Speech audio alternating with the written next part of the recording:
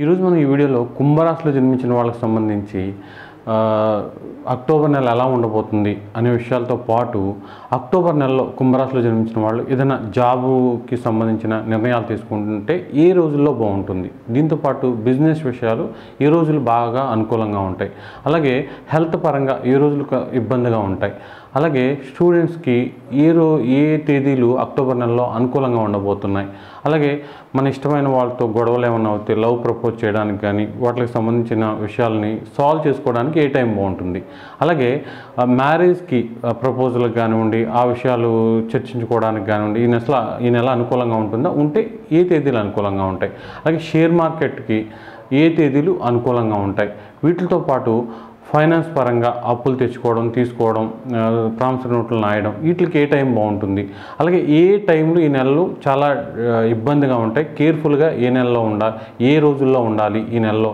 అనే విషయాలతో పాటు మిగతా అక్టోబర్ నెల కుంభరాశి వారికి ఎలా ఉండబోతుంది, బాగున్నాళ్ళు ఎలాంటి రెమెడీలు పాటించాలి అనే విషయాలతో ఈ వీడియోని ముందుకు తీసుకొచ్చాం. స్కిప్ చేయకుండా చూడండి. ఎన్నో చోట్ల జాతకం చూయించుకుని ఎన్నో పూజలు చేసి ఇక దేవుడి మీద నమ్మకం లేదు, నా రాత మారదు, అప్పుల బాధలు కానీ బిజినెస్ ప్రాబ్లమ్స్ కానీ ఉద్యోగంలో సమస్యలు కానీ పెళ్లి వల్ల ప్రేమ వల్ల మోసపోవడం, దారుణంగా వేరే వ్యక్తుల వల్ల ఇబ్బంది పడడం, ఇలాంటి సమస్యలకు కూడా పరిష్కారం దొరుకుతుందా, ఆన్లైన్లో ఇలాంటివి ఒక 100 ఉన్నాయి, ఇదంతా ఫ్రాడ్, ఇలాంటివి ఏమీ కూడా జరగవు, మన కర్మను అనుభవించాల్సిందే, అసలు నేను ఉద్యోగం చేయాలా వ్యాపారం చేయాలా, ఏది కలిసి వస్తుంది, నాకు మ్యారేజ్ ఎప్పుడు అవుతుంది, ఉద్యోగం ఎప్పుడు వస్తుంది, అసలు ఇప్పుడు నాకు ఈ సమస్యలన్నీ ఎప్పుడు తీరుతాయి, ఇలాంటి ప్రశ్నలకు సమాధానం గాయత్రి జ్యోతిషాలయం ద్వారా మీరు తెలుసుకోవచ్చు. మీ పుట్టిన వివరాలు లేదా ఈ పేరు బలాన్ని అనుసరించి జాతక చక్రం వేసి మీకు అనుకూల గ్రహాలేంటి ప్రతికూల గ్రహాలేంటి, కాలసర్ప దోషం కానీ లగ్న దోషం కానీ శని కుజ గురు గ్రహాల యొక్క అనుకూలత ఎంత ఉంది, ఏ గ్రహాలు మీ ప్రస్తుత సమస్యకు కారణం, మీకు నడిచే దశలు అంతర్దశలు ఎంతవరకు యోగిస్తున్నాయి, ఇవన్నీ పరిశీలించి దశమహావిద్యల ద్వారా చక్కటి మంత్రం ఇవ్వబడును. అది చదివిన ఒక 4 వారాల నుంచి మీ జీవితంలో స్పష్టమైన మార్పు కనిపిస్తుంది. ఇంకా చక్కటి డెవలప్మెంట్ కోసం ఇండియాలో కొంతమందికే తెలిసిన సీక్రెట్ బుక్ మెథడ్ ద్వారా కూడా పరిష్కారం చూపబడును. దీనికోసం మీరు పైన కనిపిస్తున్న 9160803649 అనే నెంబర్కి వాట్సాప్ ద్వారా మీ పుట్టిన తేదీ, పుట్టిన సమయం, పుట్టిన ఊరు, మీ పేరు పంపించి దాంతోపాటు ఫీజు 2000 రూపాయలు ఫోన్పే కానీ గూగుల్ పే ద్వారా కానీ పంపించి స్క్రీన్ షాట్ని ఇదే నెంబర్కి వాట్సాప్ ద్వారా పంపిస్తే వారం నుంచి 10 రోజులలోపు ఒక రోజు ముందుగా మీకు తెలియజేసి ఆ టైంకి ఫోన్ చేసి మీ జాతకానికి సంబంధించిన విషయాలను తెలియజేసి చక్కటి మంత్రం ఇవ్వబడును.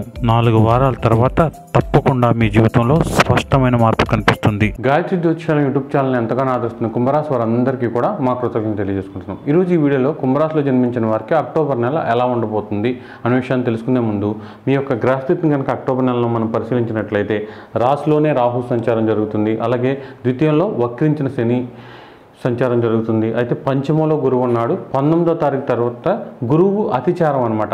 ఇప్పుడైతే రెట్రాగ్రేటు వక్రం అంటున్నాం కదా, అలాగే అతిచారం అంటే ముందుకు వెళ్తున్నాడు అనమాట. ఎప్పుడు 19వ తారీఖు వరకు అంటే ఆ షష్టమంలోకి గురువు వస్తున్నాడు. గురుబలం అనేది కొంత తగ్గుతున్న అతిచారం వలన కుంభరాశి వారికి గురువు వల్ల మంచి ఫలితాలు వస్తే ఇబ్బంది ఏమీ లేదు. అయితే సప్తమంలో శుక్రకేతువుల సంచారం జరుగుతుంది. కొంతవరకు శుక్రకేతువులు పోయిన నెల నుంచి ఉన్నారు. 10వ తారీఖు వరకు శుక్రుడు అక్కడే ఉంటాడు. అయితే ఈ టైంలో ఏంటంటే కొంత తృప్తి ఉండకపోవడం, ఏ విషయాల్లోనూ కూడా అంత తృప్తి అనేది లేకపోవడం, ఇలా జరిగితే బాగుండు అలా జరిగితే బాగుండు, ఎదుటి వ్యక్తులు ఎలా ఉంటే బాగుండు అలా ఉంటే బాగుండు అనిపించే అవకాశం ఎక్కువగా ఉంటుంది. కానీ ఎవరు కూడా మనం అనుకున్నట్టుగా ఉండరు. దానికి మీరు కొంతవరకు యాక్సెప్ట్ చేయాలన్నమాట. ఇక 10వ తారీఖు తర్వాత ఆ ఇబ్బంది తగ్గిద్ది. ముఖ్యంగా రిలేషన్షిప్ విషయాల్లో 10వ తారీఖు వరకు కూడా చాలా ఇబ్బంది ఉండే అవకాశం ఉంటుంది. కొంతవరకు జాగ్రత్తగా ఉండండి. 10 తర్వాత శుక్రుడు అష్టమంలోకి వచ్చేస్తాడు. అష్టమంలో శుక్రుడు యోగిస్తాడు. కొంతవరకు బ్యాలెన్స్గా ఉండే అవకాశం ఉంటుంది. రవి కూడా అష్టమంలోనే ఉంటాడు.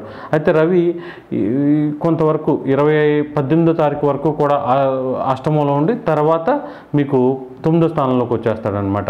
ఇక బుధుడు మాత్రం 3వ తారీఖున 9వ స్థానంలోకి, మళ్ళీ బుధుడు 25వ తారీఖున 10వ స్థానంలోకి వచ్చేస్తున్నాడు.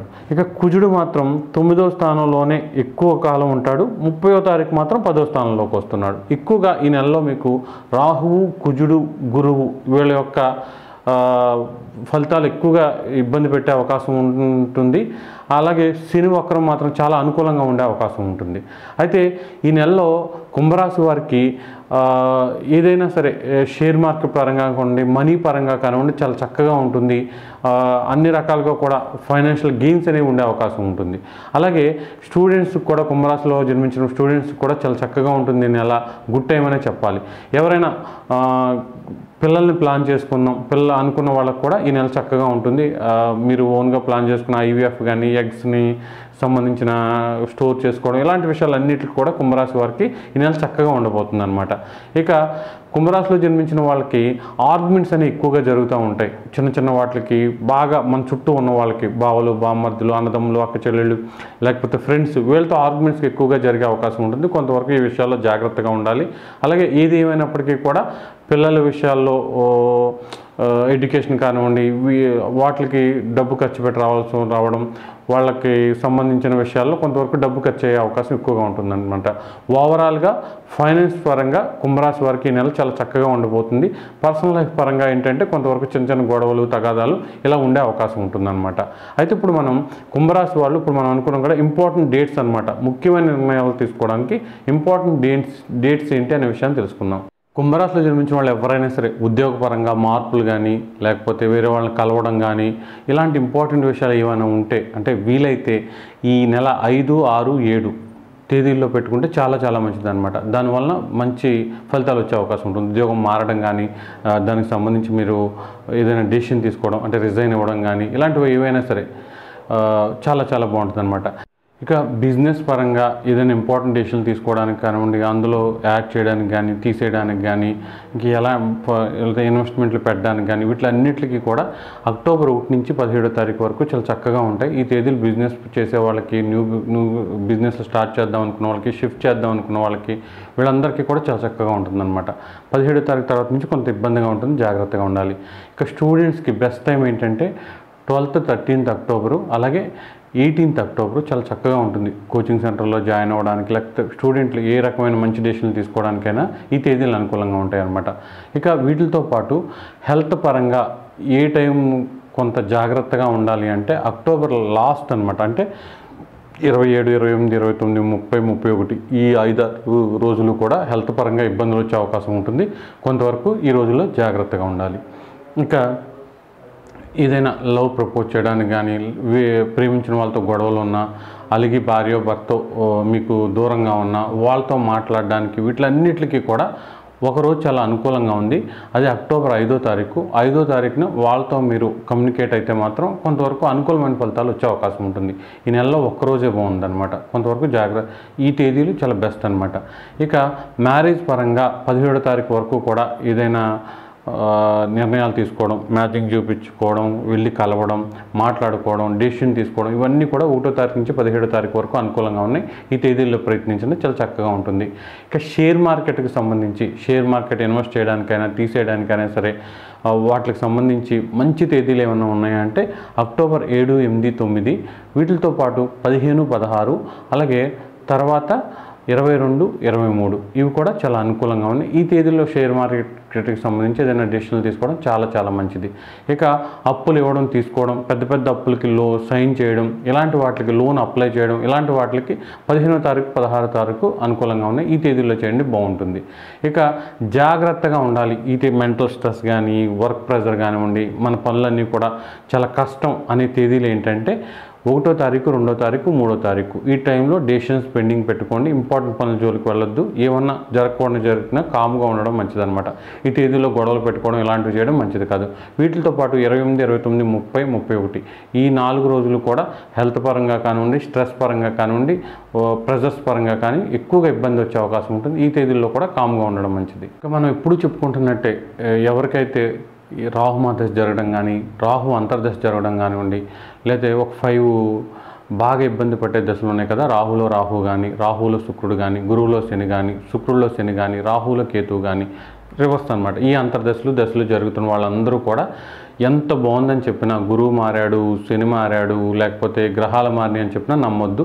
ఈ దశలు అంతర్దశలు అయ్యే వరకు కూడా ఆ దశల ఎఫెక్టే మీ మీద ఉండే అవకాశం ఉంటుంది. ఈ నెల ఫలితాలు లేకపోతే సంవత్సర ఫలితాలు మీ మీద ఏ ఎఫెక్ట్ చూపించే అవకాశం ఉంటుందన్నమాట. ఇక మిగతా వాళ్ళందరికీ కూడా ఈ ఫలితాలు అనేవి చక్కగా చూపించే అవకాశం ఉంటుంది. ఈ నెలలో వక్రించిన శని, గురువు మారడం, ఇవన్నీ కూడా కొంతవరకు డిఫరెంట్ లైఫ్ని చూపించే అవకాశం ఉంటుంది. ఇప్పుడు చూడండి కొన్ని సంఘటనలు జరగడం, పాజిటివ్ అయినా నెగిటివ్ అయినా సరే వాటిని ఎలా తీసుకోవాలో అర్థం కాకపోవడం, ఇలాంటి పరిస్థితులు కొంతవరకు ఈ కుంభరాశి వారికి విస్మయం గురి చేయొచ్చు. అలాగే గ్రహం ఎఫెక్ట్ ఉండడం, రాశిలోనే రాహు ఉండడం వలన కొంతవరకు మాయలా ఉంటుందన్నమాట. ఏది కూడా మన కంట్రోల్లో లేనట్టుగా అంతా కూడా ఏదో అలా వెళ్ళిపోతుంటే మనం అందులో పాత్రలాగా ఉండడం అనేలాగా పరిస్థితులు ఉండడం అనేది కొంతవరకు కుంభరాశి వారిని కొంత ఇబ్బంది పెట్టే అవకాశం ఉన్నా, అయితే ఈ రోజుకి ఆ రోజుని హ్యాపీగా ఉంచుకోవడం, ఈ రోజు టార్గెట్ని ఈ రోజు పెట్టుకుని ఆ టార్గెట్లని మనం రీచ్ అవ్వడానికి ప్రయత్నించడం చాలా చాలా మంచిదన్నమాట. రేపు మనం ఉంటామో లేదో, జరగబోయేదాన్ని మనం చూస్తామో లేదో అన్నట్టుగా వాటి గురించి ఎక్కువగా ఆలోచించకుండా ఈరోజు భవిష్యత్తుకి మనం ఏం చేయాలి, ఎలా చేసుకోవాలి అన్న దాని మీదే కాన్సన్ట్రేట్ చేయడం చాలా చాలా మంచిది.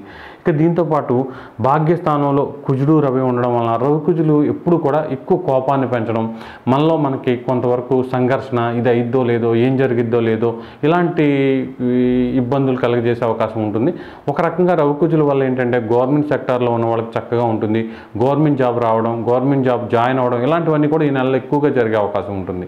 అయితే పర్సనల్ లైఫ్ పరంగా ఏంటంటే సంఘర్షణ, గొడవలు, తగాదాలు ఇవి ఎక్కువగా ఉండే అవకాశం ఉంటుంది. ఏది ఏమైనప్పటికీ కూడా అక్టోబర్ నెలలో కుంభరాశిలో జన్మించిన వాళ్ళు ఖచ్చితంగా అనవసరమైన డిస్ప్యూట్స్కి, గొడవలకి, తగాదాలకి వెళ్లకుండా ఉండడం మంచిది. వేరే వాళ్ళ విషయాల్లో కూడా ఏలు పెట్టకుండా ఉండడం చాలా మంచిది. ఇక 10వ స్థానంలో బుధుని సంచారం చాలా వరకు వృత్తి ఉద్యోగాల పరంగా మీరు ఎదగడానికి, ఆ నిర్ణయాలు తీసుకోవడానికి అనుకూలంగా ఉంటుంది. రాశిలో రాహు అనుకూలంగా ఉన్నవాడు ఎవరైనా సరే, మళ్ళీ చెప్తున్నాను, కుంభరాశిలో జన్మించిన వాళ్ళు, బిజినెస్లు చేసేవాళ్ళు ఎవరైనా సరే ఎంత అడ్వర్టైజింగ్ చేసుకుంటే అంత చక్కటి ఫలితాలు వచ్చే అవకాశం ఉంటుంది. ఇక రెమెడీస్ విషయానికి వస్తే గురువు 6లోకి వెళ్ళిపోతున్నాడు 19 తర్వాత. మీకు ఒకవేళ గురుమహదశ జరిగినా, గురువు అంతర్దశ జరిగినా, జాతకంలో గురువు అనుకూలంగా లేకపోయినా వీళ్ళు మాత్రం గురువుకు సంబంధించిన ధ్యాన శ్లోకాన్ని ఈ నెల మొత్తం కూడా రోజుకు 300 సార్లు చదువుతూ ఉంటే చాలా చక్కటి ఫలితాలు వస్తాయి. ఇక మేము ఎప్పుడు చదువుకునే మంత్రాలునే అనుకున్న వాళ్ళు అవి చదువుకుంటూ ఉండండి. మీ దశ లేకపోతే అంతర్దశకు సంబంధించిన మంత్రాలు ఉంటే అవే చదువుకోండి. ఇక నాకు జాతకంలో తెలియదు, నాకు సరిగ్గా వ్యక్తిగత జాతకం లేదనుకున్న వాళ్ళు మాత్రం పంచాంగంలో గురుగ్రహ ధ్యాన శ్లోకాన్ని చదువుకోండి, చాలా చక్కగా ఉంటుంది.